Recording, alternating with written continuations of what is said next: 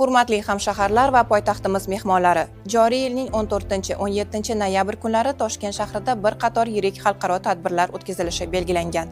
Mazkur tadbirlar yaxshi qo'shnichilik va sherikchilikka asoslangan munosabatlarni mustahkamlash va amaliy hamkorlikni kuchaytirish yo'lida muhim ahamiyat kasb etadi.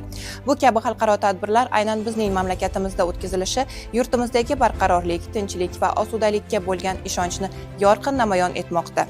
Tadbirni yuqori saviyada o'tkazish maqsadida Toshkent shahrining ayrim ko'chalarida vaqti bilan transport vositalarining harakati qisman cheklanib, ular uchun aylanma harakat tashkil etiladi. Jumladan 15-noyabr kuni soat 14:00 dan 19:00 gacha Abdulla Qodiriy Ganga ko'prigi kesishmasidan Abdulla Qodiriy Qorasaroy Zarqaynar ko'chalari chorrahasigacha yopilib, haydovchilar Sebzor va Nurafshon ko'chalari bo'ylab harakatlanishlari mumkin.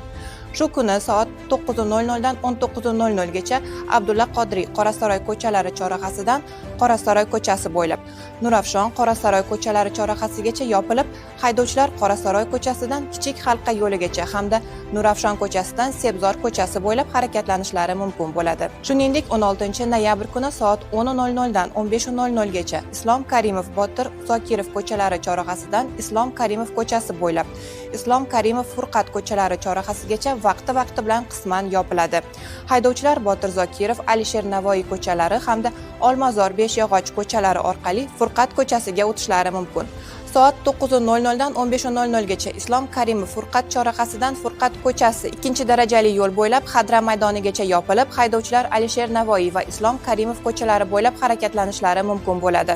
Shu bilan birga mazkur tadbirlar munosabati bilan joriy yilning 14-17 noyabr kunlari hududlardan kelayotgan yuk tashuvchi transport vositalarining Toshkent shahriga kirishi cheklanadi. Shahar markazida esa yuk tashuvchi transport vositalarining harakatlanishi to'liq to'xtatiladi. Hurmatli yurtdoshlar, xalqaro tadbirlar doirasida belgilanadigan vaqtinchalik cheklovlar sababli vodiydan vohaga hamda vohadan vodiyga harakatlanish D012 avtomagistral yo'li orqali amalga oshirilishini ma'lum qilamiz. Sizlardan yuzaga keladigan vaqtinchalik noqulayliklar uchun uzr so'raymiz.